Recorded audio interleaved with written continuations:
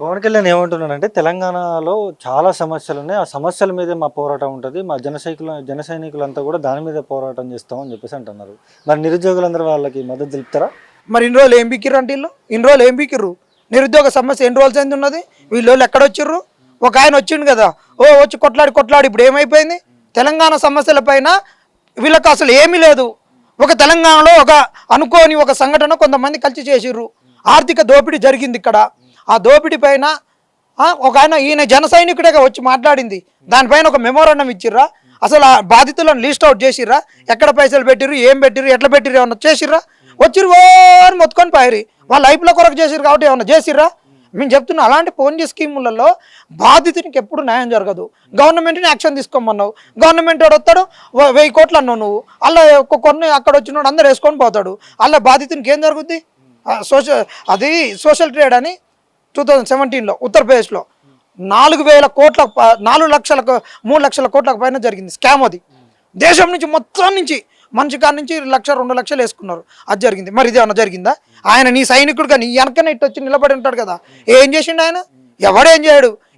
వీళ్ళంతా చెప్తున్నా కానీ చల్లని పావుల మనుషులు ఎంతమంది ఉన్నారు? ఒక పద్ధతిగా మాట్లాడడం వచ్చా? ఇష్టం వచ్చినట్టు చెప్పులు తెగుతాయి అనుడు, తంతమనుడు, మీ పానాలు తీస్తామనుడు, మెడలు తెగుతాయి అని చెప్పుడు, తొడలు ఇరుగుతాయని చెప్పుడు, కాళ్ళు ఇరుగుతాయని చెప్పుడు.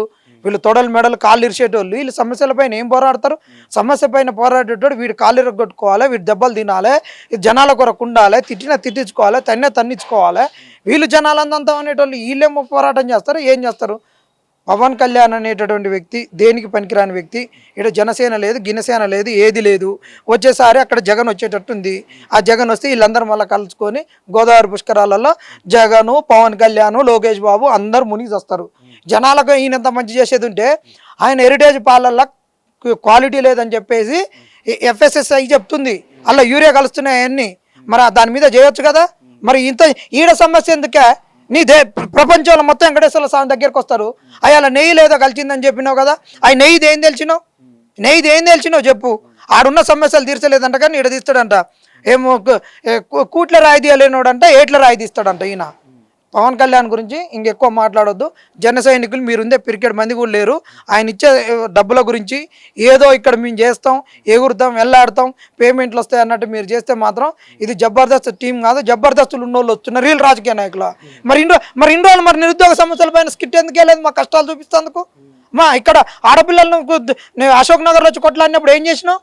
పవన్ కళ్యాణ్ ఏం చేసిండు? వీళ్ళందరూ స్కిట్లు వేయచ్చు కదా జబర్దస్త్ వాళ్ళు. మా బదులు వాళ్ళు తన్నులు తినొచ్చు కదా, మా బదులు వీళ్ళు అన్నీ చేయొచ్చు కదా, తెలంగాణ సమాజాన్ని జాగృతం చేయొచ్చు కదా, నీ జబర్దస్త్ స్కిట్ తోటి చేయించవచ్చు కదా. ఇంకా పవన్ కళ్యాణ్ అడుగుతున్నావు, నీకు సిగ్గు లజ్జ ఏదైనా ఉంటే అడుగుతున్నావు, డైరెక్ట్ అడుగుతున్నావు. నువ్వు ఫిలిం ఇండస్ట్రీలో తెలంగాణలో ఎంతమంది ఉన్నారు? ఇది కాదా తెలంగాణ యాస భాష ఎంత మంచిగా ఉంటుంది? తెలంగాణలో సినిమా గురించి ఫస్ట్ ఆడ కొట్లాడమను, దాంట్లో రేషనలైజ్ చేయమను, అక్కడ ఇప్పియమను. జనరల్ సమస్యల గురించి అసలు వద్దే వద్దు.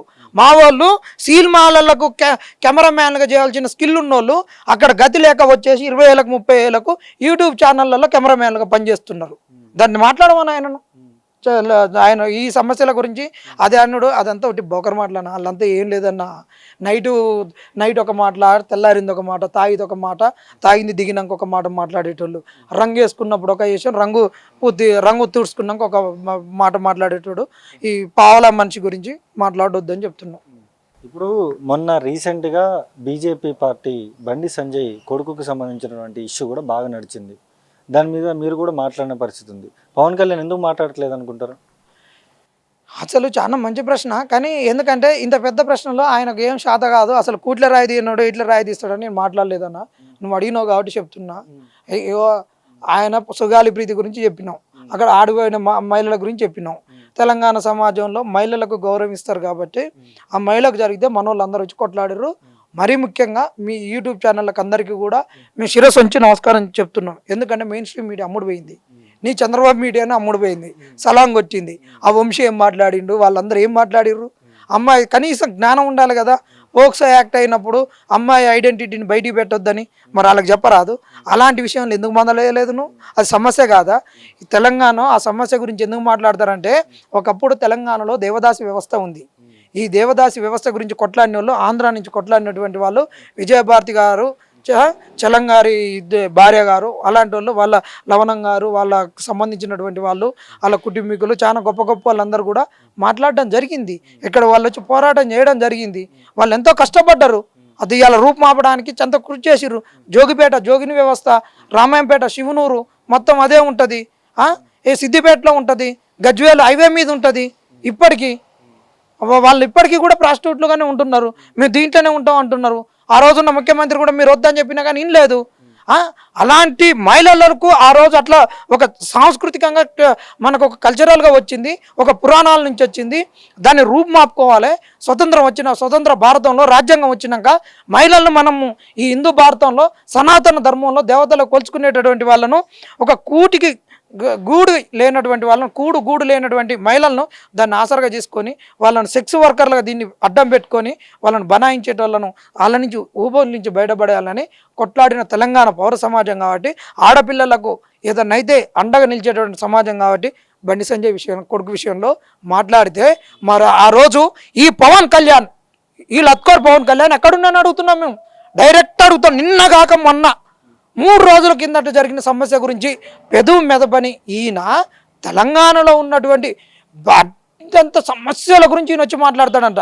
ఇప్పటికీ తెలంగాణలో భూ సమస్య ఉంది, నీటి సమస్య ఉంది, నిరుద్యోగ సమస్య ఇంకా రోజు రోజుకు ప్రబలిపోతుంది. నీకు దమ్ముంటే 11 రోజులు ఉన్నావుగా, ఉపవాసం ఉన్నావుగా, నిరుద్యోగ సమస్యల గురించి నువ్వు చచ్చిపో.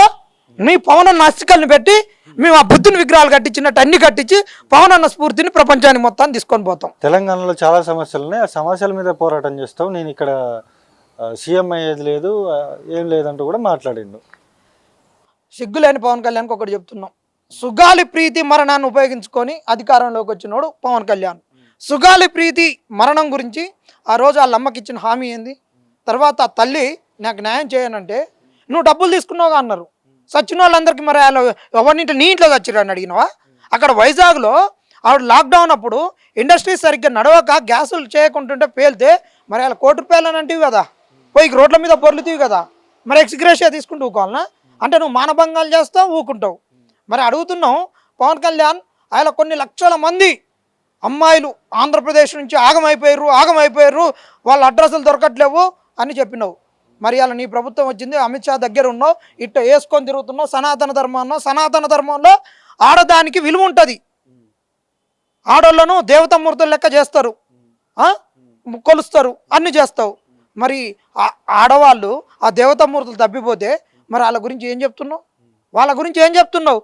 అక్కడ సుగాలి తల్లికి న్యాయం చేయి, సుగాలి ఆత్మకి న్యాయం చేయి. ఆ పారిపోయినటువంటి అమ్మాయిల అడ్రస్సులు తీసుకొని రా, అక్కడ చెయ్యి, అక్కడ నిరుద్యోగులకు న్యాయం చేయి.